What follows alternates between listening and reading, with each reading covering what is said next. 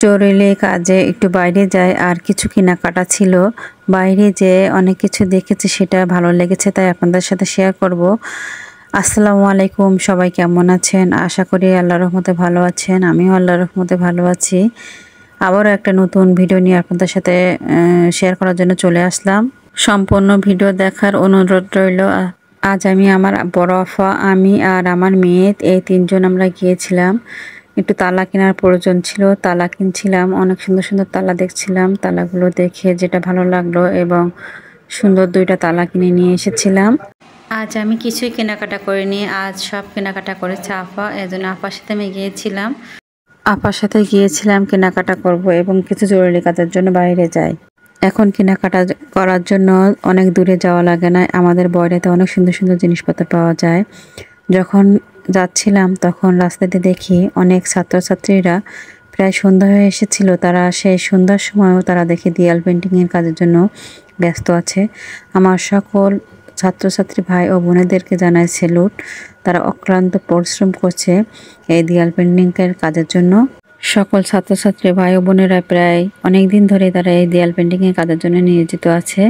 তাদেরকে উজ্জ্বল ভবিষ্যৎ কামনা করি। এরপরে আমি, আমার একটু শোরুমে কাজ ছিল, সেই কাজটা আমি যাই এবং সেখানে সেই কাজটা কমপ্লিট করে তারপরে আমি একটু দেখাচ্ছিলাম আপনাদের শোরুমটা।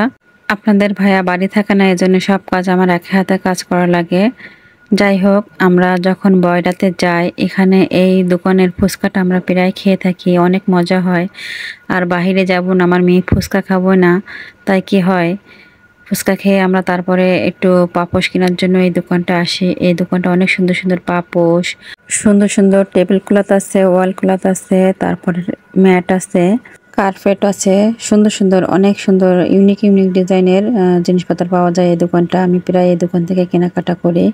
আপনাদের যদি ভালো লেগে থাকে এই দোকানে এসে কেনাকাটা করবেন। এরপরে আমরা একটু এই দোকানটা চলে আসি। এখানে অনেক ধরনের গাছ বিক্রি করা হয়। আমি দুটা তিনটা কদু গাছের চারা কিনে নিয়ে এসেছিলাম আর একটা বেগুন গাছের চারা কিনে নিয়ে এসেছিলাম লাগানোর জন্য।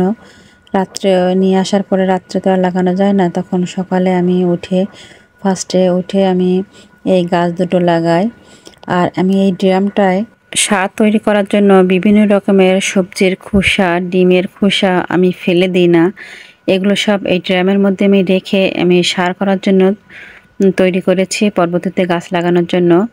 তাই এই ড্রামটার ভিতরে আমি গাছটা লাগিয়েছি। আলহামদুলিল্লাহ, আল্লাহ পাক যেন এই গাছটা যেন সুন্দরভাবে হয়, এই দোয়া করবেন সবাই। আমার খুব গাছগাছালি ভালো লাগে লাগাতে। আমার ভিডিও যদি আপনাদের ভালো লেগে থাকে, সবাই একটু লাইক, কমেন্ট, শেয়ার করবেন। আল্লাহ হাফেজ।